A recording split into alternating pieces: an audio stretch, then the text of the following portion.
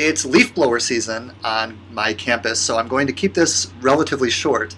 I'm looking at a couple of posts from this last week or two on seminariumblog.org. The first by David Rhoades and the second by Holly Inglis. The David Rhoades post, Finding Good Questions is Better Than Finding Good Answers. It's called Posing Questions, Part 1, Better a Good Question Than an Answer.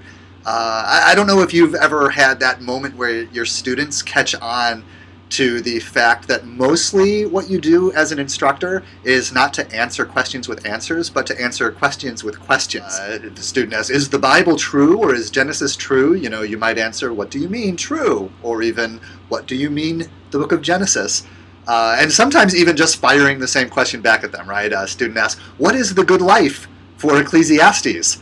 And you respond, what is the good life for Ecclesiastes? When students catch on to that, that's when I joke that being a professor is the easiest job in the world. If you've had moments like that with your students, if that's something that you enjoy about teaching, or if you're curious about it, go take a look at David Rhoades' post, linked in the discussion area of this YouTube video.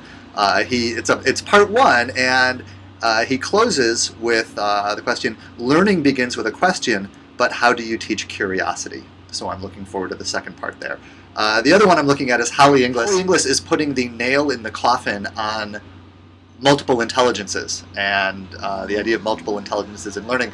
Says that it's titled The Changing Understanding of How We Learn. We're Not in MI Anymore. It's also a part 1. A lot of us have struggled with the idea of multiple intelligences as far as putting it into practice, and with seeing that it doesn't solve, I don't know if you've experienced this, an instructor of my acquaintance had introduced the idea of multiple intelligences to the students to talk about some of the ways that the course was designed, and the reaction that many of the students had was to start grabbing onto the what they thought of as their spectrum of learning styles, or their spectrum of intelligences, to explain why they weren't going to succeed at the upcoming assignment.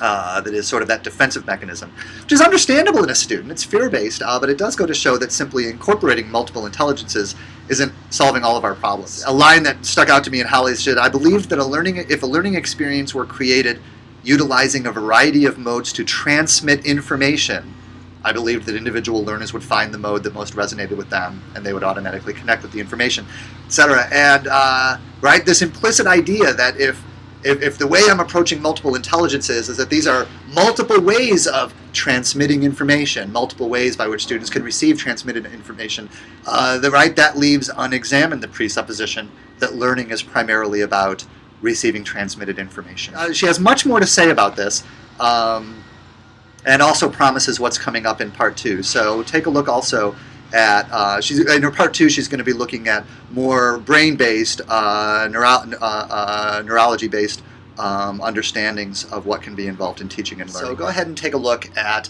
Holly Inglis, The Changing Understanding of How We Learn. We're Not in MI Anymore, part 1, and also David Rhoades, Posing Questions, part 1, Better a Good Question Than a Good Answer.